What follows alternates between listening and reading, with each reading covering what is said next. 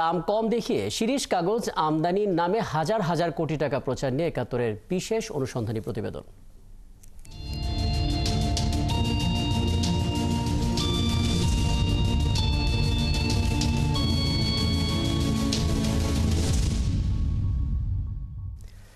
শিরীষ কাগজ এই একটি পণ্য আমদানি করতে হাজার হাজার কোটি টাকা হুন্ডির মাধ্যমে দেশের বাইরে পাঠানো হয়েছে।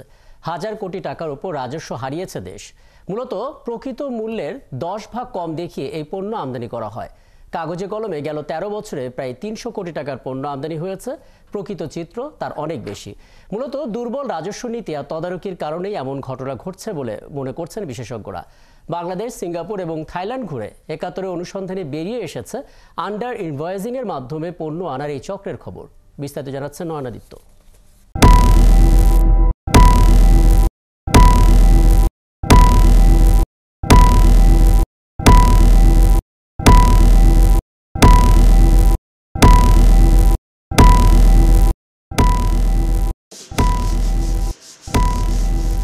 ছোট্ট একটি পণ্য শিরীষ কাগজ। আসবাবপত্র বা বাসাবাড়ির দেয়াল মসৃণ করতে কাগজের তৈরি এই পণ্যের ব্যবহার। এটি প্রায় শতভাগই আমদানি নির্ভর, অথচ এই পণ্য আমদানিতে দশকের পর দশক ধরে হুন্ডির মাধ্যমে পাচার হচ্ছে শত শত কোটি টাকা। শিরীষ কাগজকে আশ্রয় করে কারা কিভাবে টাকা পাচার করছেন? জাতীয় রাজস্ব বোর্ডের তথ্য বলছে দেশে প্রতি বছর অন্তত 300 কোটি টাকার শিরীষ কাগজ আমদানি করা হয়। এখন আন্তর্জাতিক বাজারে আপনার ডলারের মূল্য বেশির কারণে দামটা বাড়ে যাচ্ছে দিন দিন।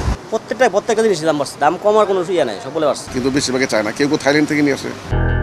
বিক্রেতারা বলছেন জার্মানি, চীন, থাইল্যান্ড ও সিঙ্গাপুর থেকে বাংলাদেশে শিরীষ কাগজ বেশি আমদানি হয়। পণ্যটি দেশে আনেন ডজন খানিক আমদানিকারক। এর মধ্যে 8টি প্রতিষ্ঠান এই পণ্যের বাজার নিয়ন্ত্রণ করে। কতগুলো প্রতিষ্ঠান কোন কোন দেশ থেকে শিরীষ কাগজ আমদানি করছে সেই তথ্য নিশ্চিত হতে গেল 13 বছরের আমদানির নথি সংগ্রহ করেছি আমরা। নথি বলছে একই জিনিস ভিন্ন ভিন্ন দামে আমদানি করেছে বিভিন্ন কোম্পানি।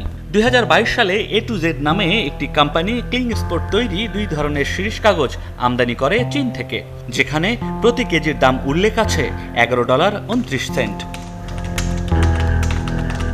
একই বছর ইউনিক কর্পোরেশন নামে আরেকটি প্রতিষ্ঠান সিঙ্গাপুর থেকে একই শিরীষ কাগজ এনেছে মাত্র $1.50 কেজি দরে। A to Z একই প্রতিষ্ঠানের শিরীষ কাগজ $2 দরে আনতে পারছেন না।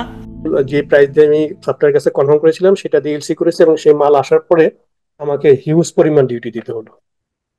তা আমি যখন মার্কেটে মাল আসলো, আমার মাল এখন আমি বিক্রি করতে পারি না, কারণ আমি ডিউটি প্রচুর পরিমাণে দেওয়ার পরে আমার প্রোডাক্টের কস্ট অনেক বেশি পড়ে গেছে। ক্লিং স্পোর একটি বহুজাতিক কোম্পানি। বাংলাদেশেও তাদের অফিস আছে। দেশের বাজারের 60% এই কোম্পানির দখলে। প্রতিষ্ঠানটির বাংলাদেশের প্রধান ক্যামেরার সামনে কথা বলতে চাননি, তবে মুঠোফোনে জানান বাংলাদেশের ডিস্ট্রিবিউটরের সহযোগী হিসেবে কাজ করেন তারা। কত টাকা মূল্যে বাংলাদেশে এই পণ্য আসে, কিভাবে আসে তার কিছুই জানেন না তিনি। মূল গার্ডিয়ান হচ্ছে মিস্টার আশরাফ। আমাদের যে ডিস্ট্রিবিউটর, সে হচ্ছে আমাদের এই টোটাল বিজনেসটা পরিচালনা করে, ইম্পোর্ট করে, তারপরে এখানে সেলস করে, সব করে। আমরা শুধু কাস্টমার সার্ভিসটা দিই আর টেকনিক্যাল সাপোর্টটা দিই। ক্লিং স্পোর্ট নামে প্রতিষ্ঠানটি আসলে কত টাকা দরে এটি বিক্রি করে তা জানতে আমরা নিজেদের আমদানিকারক পরিচয় দিয়ে তাদের সাথে যোগাযোগ করি। মূল্য তালিকা পাঠায় ক্লিং স্পোর্ট, যেখানে 100 পিস শিরীষ কাগজের দাম 27 সিঙ্গাপুরি ডলার উল্লেখ করা হয়।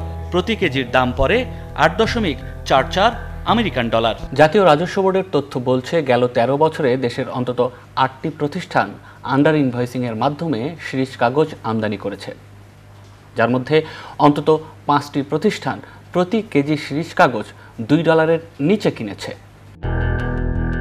আসলে কিভাবে তা সম্ভব হচ্ছে তা জানতে আমরা যাই চট্টগ্রামের আরব ইলেকট্রনিক্স কোম্পানিতে। প্রতিষ্ঠানটি থাইল্যান্ডের তোয়া ব্র্যান্ডের শিরীষ কাগজ আমদানি করে। সরকারি নথিতে থাকা ঠিকানায় গিয়ে প্রতিষ্ঠানটির কোনো অস্তিত্ব মেলেনি। যা মিলেছে তা হলো ছোট্ট একটি ইলেকট্রনিক্স পণ্যের দোকান। সেখান থেকে পাওয়া তথ্য মতে কাদের টাওয়ারে তন্ন তন্ন করে খুঁজেও আরব ইলেকট্রনিক্সের অস্তিত্ব মেলেনি। ভবন কর্তৃপক্ষ জানায় 4 তলায় প্রতিষ্ঠানটির অফিস। ওরকমই কিছু একটা ছিল আর কি, আরব না কি একটা জিনিস ছিল, কিন্তু ওই যে এখন যেটা দেখি গ্রিলের মাঝখানে, ওটা আমি এটা আমাদের চোখে পড়ে নাই কখন। আর কথা হয় বিপণন কর্মকর্তা জসিমউদ্দিনের সাথে।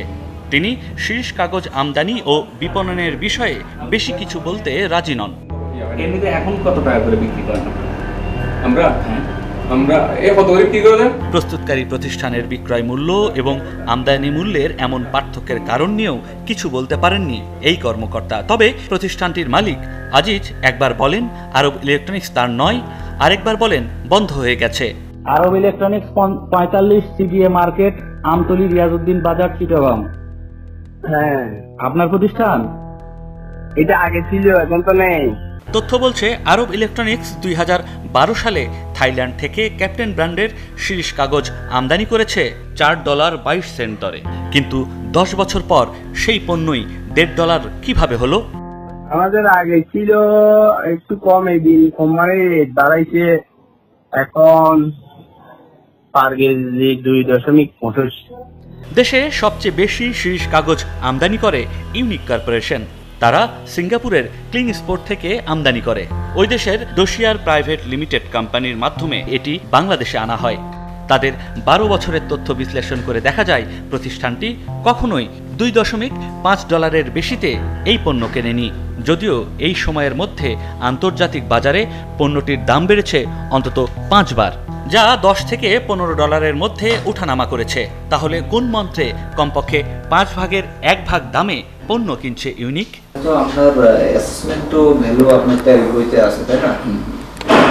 তাদের একটা ভ্যালু তো এখানে গভর্নমেন্ট সেট আপ করে দিয়েছে যে এর বাইরে সর্বনিম্ন এটা অ্যাসেসমেন্ট ভ্যালু সর্বনিম্ন, সেখানে গভর্নমেন্ট তো এটা নির্ধারণ করে দিয়েছে। মানে আপনার সর্বনিম্ন রেটে নিয়ে আসছে গভর্নমেন্ট যেটা নির্ধারণ করে দিয়েছে আমরা সেটাই নিয়ে আসছি।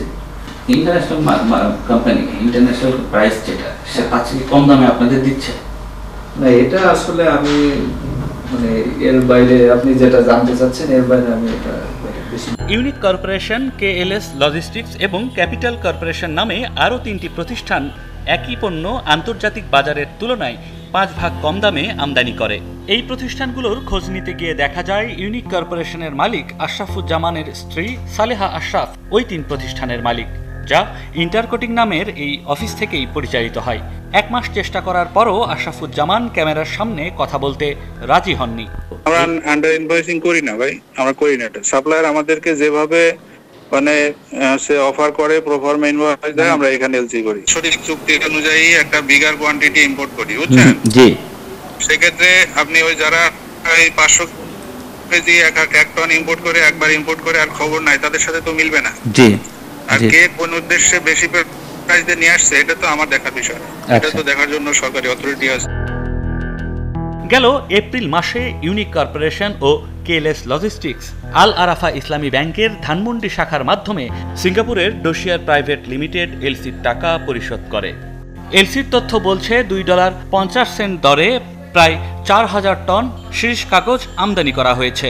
এজন্য পরিশোধ করা হয়েছে $85,500। চীন ও সিঙ্গাপুর থেকে এই পণ্য আমদানি করা হয়, আর রপ্তানিকারক প্রতিষ্ঠান সেই ডোশিয়ার প্রাইভেট লিমিটেড কোম্পানি। আন্তর্জাতিক বাজারে যার প্রকৃত মূল্য $4,30,000 বেশি।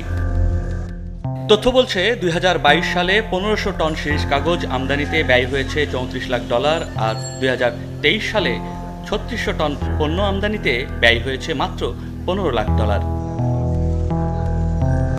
পণ্যটির আসল দাম তাহলে কত? সিঙ্গাপুরের রপ্তানিকারক প্রতিষ্ঠান ডোশিয়ার প্রাইভেট লিমিটেডের সাথে যোগাযোগ করি আমরা, কারণ তাদের মাধ্যমেই আন্তর্জাতিক বাজারের চেয়ে অবিশ্বাস্য কম দামে পণ্যটি বাংলাদেশে আসছে। বারবার মেল করেও ডোশিয়ার প্রাইভেট লিমিটেডের কোনো সাড়া মেলেনি।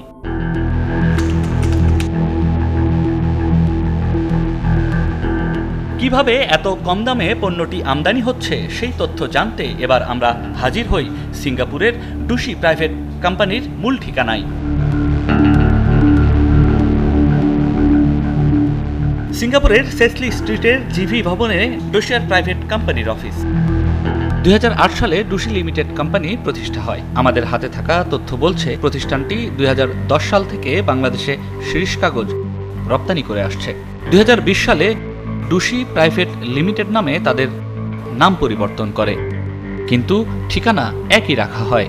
আমার পেছনে থাকা এই ভবনটি থেকেই গেল 16 বছর ধরে ব্যবসা পরিচালনা করে আসছে। কিন্তু ভবনে এই নামে কোনো প্রতিষ্ঠানের অস্তিত্বই নেই।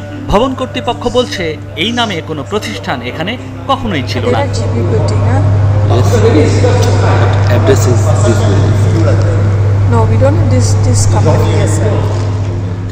রশিয়ার প্রাইভেট কোম্পানির স্বত্বাধিকারী ড্যানিয়েল সানিলিম। সিঙ্গাপুরে আরেকটি প্রতিষ্ঠান পরিচালনা করে ড্যানিয়েল, যার নাম Cayman management consultant private limited. সিঙ্গাপুরের মেরিনা স্কোয়ারের 3য় তলায় এটির ঠিকানা। কিন্তু মেরিনা স্কোয়ার মার্কেটে সেই কেইম্যানের কোনো তথ্য নেই, এমনকি কেউ বলতেও পারছে না। মার্কেটের তথ্য কেন্দ্রে 3 দফায় খোঁজ নেবার পর একটি ইঙ্গিত পাওয়া গেল।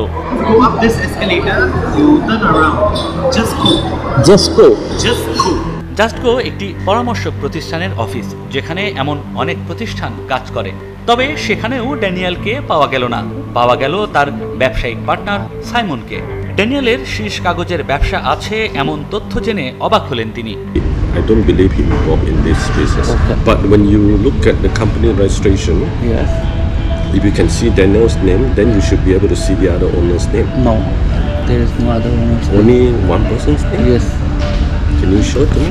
Yes, of course. মূল কোম্পানি ক্লিংস্পোরের ঠিকানা সিঙ্গাপুরের তুষা অ্যাভিনিউ। সেখানে গিয়ে একটি গোডাউনের দেখা মিলেছে, কোনো কর্মচারী বা কর্মকর্তার দেখা মেলেনি। এই প্রতিষ্ঠানটি সরাসরি নিজেরা তাদের পণ্য রপ্তানি না করে কেন একটি অফশোর কোম্পানির মাধ্যমে বাংলাদেশে পণ্য রপ্তানি করছে, এই প্রশ্নের উত্তর খুঁজি আমরা।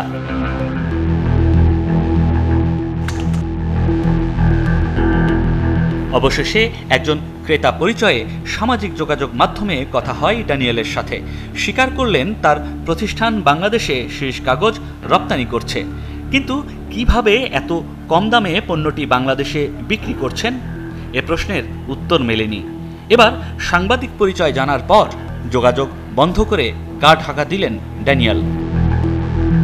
ক্লিংস্পোর কোম্পানির সাথে যোগাযোগের চেষ্টা করেও লাভ হয়নি।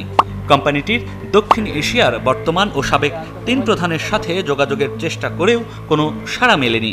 বর্তমানে সিরিজ কাগজ আমদানিতে শুল্কের পরিমাণ 37% থেকে বাড়িয়ে করা হয়েছে 46%। অর্থাৎ 100 টাকার পণ্য আমদানি করলে শুল্ক দিতে হবে 46 টাকা। 1 কেজি সিরিজ কাগজের দাম যদি হয় $10, সেই ক্ষেত্রে শুল্ক দিতে হবে $4.60। এখন কোনো প্রতিষ্ঠান যদি সেই পণ্যকেই $2 আমদানি দেখায়, তাকে শুল্ক দিতে হচ্ছে 92 সেন্ট। কিন্তু আন্তর্জাতিক বাজারের যে দর, সেটি তো কোম্পানিকে দিতেই হবে। সেই ক্ষেত্রে তার খরচ পড়বে $10.92 সেন্ট। কিন্তু আন্তর্জাতিক বাজার মূল্যে যদি এই পণ্য আমদানি করা হতো, সেই ক্ষেত্রে শুল্ক সহ ওই কোম্পানিকে গুনতে হতো $14.60 সেন্ট। হিসেব করলে দেখা যায় এখানে মূলত তারা $3.68 লাভ করছে শুধুমাত্র আমদানিতেই, যা বাংলা টাকায় প্রায় 500 টাকা। আমাদের অনুসন্ধান বলছে দেশের 8টি প্রতিষ্ঠান আন্ডার ইনভয়েসিং বা কম দাম দেখিয়ে সিরিজ কাগজ আমদানি করছে, যার মধ্যে সবচেয়ে বড় আশরাফুজ্জামান ও তার স্ত্রীর নিয়ন্ত্রণাধীন 4টি প্রতিষ্ঠান। তাদের প্রতিষ্ঠানে প্রায় 60% বাজার দখলে রেখেছে। অনুসন্ধান বলছে গেল 12 বছরে এই প্রতিষ্ঠানটি আন্ডার ইনভয়েসিং এর মাধ্যমে অন্তত 100 কোটি টাকার পণ্য আমদানি করেছে। সিঙ্গাপুর থেকে ইম্পোর্ট হয়, তারপরে আরো অন্যান্য আইটেম ইম্পোর্ট হয়। ফাইল মেইনটেইন করার কারণে একাধিক ইম্পোর্টার হয়েছে, এটাও কিছু ব্যাপার থাকে। এটা আমরা যেভাবে মানে আইন অনুযায়ী যেটা করা যায় সেটা করছি। আপনি 4টা কোম্পানির কথা বলতেছেন তো? জি। 4টা কোম্পানি কেন, আমি সেটাই বললাম। আচ্ছা, 4টা কোম্পানি হতে পারে না?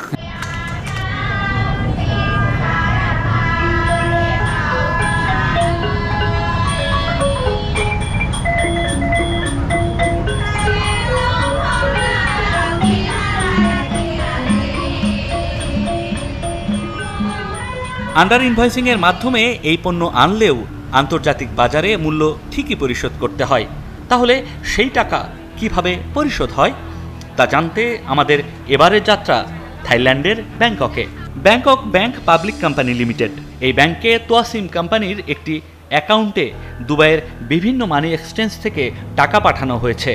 তোয়াসিম কোম্পানি মূলত ক্যাপ্টেন ব্র্যান্ডের সিরিজ কাগজ তৈরি করে।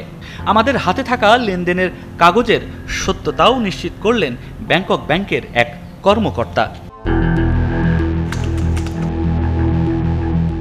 দুবাইয়ের যেসব প্রতিষ্ঠান টাকা পাঠিয়েছে তার মধ্যে কাপড়ের দোকান, মোবাইল ও যন্ত্রাংশের দোকানও রয়েছে।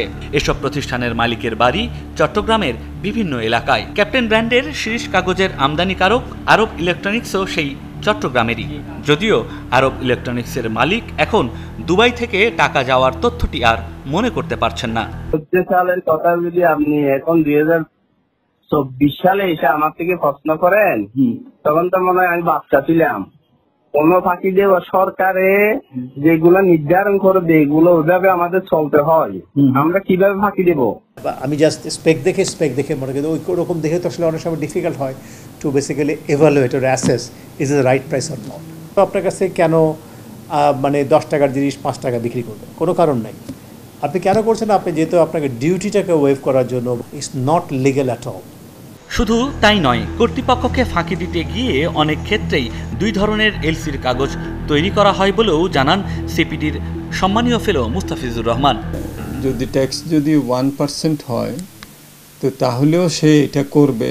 ওই $15 তো তারে 1% $15 উপর দিতে হবে, আর এখানে তো সে দিবে $1 উপরে 1% দিবে, মানে তারপরও সে এটা করবে আর কি।